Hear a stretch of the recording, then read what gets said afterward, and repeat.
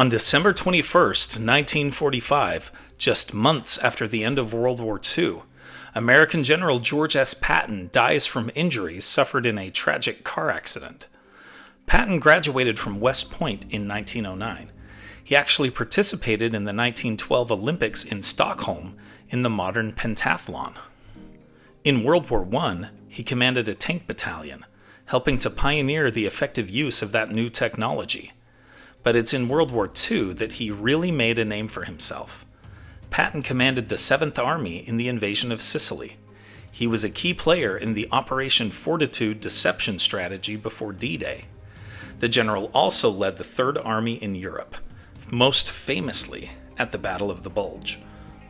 Patton's untimely death at age 60 was mourned by many across the world, but nowhere more so than in Luxembourg, where he was seen as the nation's liberator.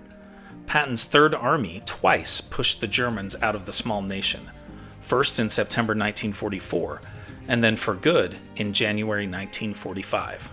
Luxembourg's Grand Duchess wanted Patton's remains buried in the country's national cathedral. Instead, he was buried in Luxembourg American Cemetery, one of 26 military cemeteries from World Wars I and II, located on foreign soil.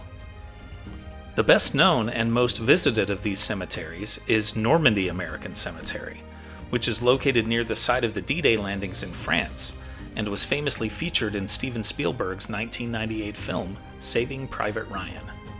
Luxembourg American Cemetery is located just outside the nation's capital city, and contains the graves of 5,076 Americans. Burials in these overseas military cemeteries are without regard to race, creed, or rank, but Patton's grave is the lone exception. Originally, his grave was in a location within the cemetery alongside other soldiers, but after the cemetery opened to the public in 1960, thousands upon thousands of Luxembourgers kept coming to visit Patton's grave, wearing a path in the grass leading to the marker.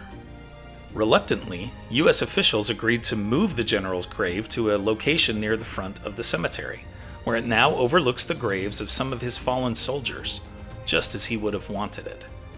Many years after the end of World War II, remembrance is still strong in Luxembourg.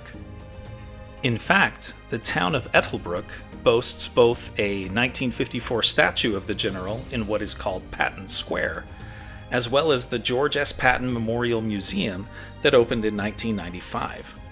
Additionally, Luxembourg American Cemetery and Patton's final resting place continue to be frequently visited by both Luxembourgers and foreign visitors alike. Here are other events that happened today in history. In 1891, the first game of basketball is played at the YMCA training school in Springfield, Massachusetts. In 1946, an undersea earthquake triggers a powerful tsunami that devastates Honshu, Japan. In 1968, Apollo 8, the first manned mission to orbit the moon, successfully launches from Cape Canaveral. In 1970, music and politics collide when Elvis Presley meets President Richard Nixon at the White House. In 1988, Pan Am Flight 103 explodes over Lockerbie, Scotland, when a bomb detonates in the cargo area. In 1991, 11 Soviet republics declare that they are forming the Commonwealth of Independent States. In 2019, 25 years after its release, Mariah Carey's All I Want for Christmas Is You goes to number 1.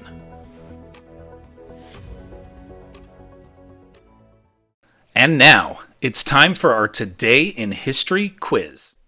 In which U.S. state was the first gorilla born in captivity? Ohio, California, Florida, or New York? Think you know the answer?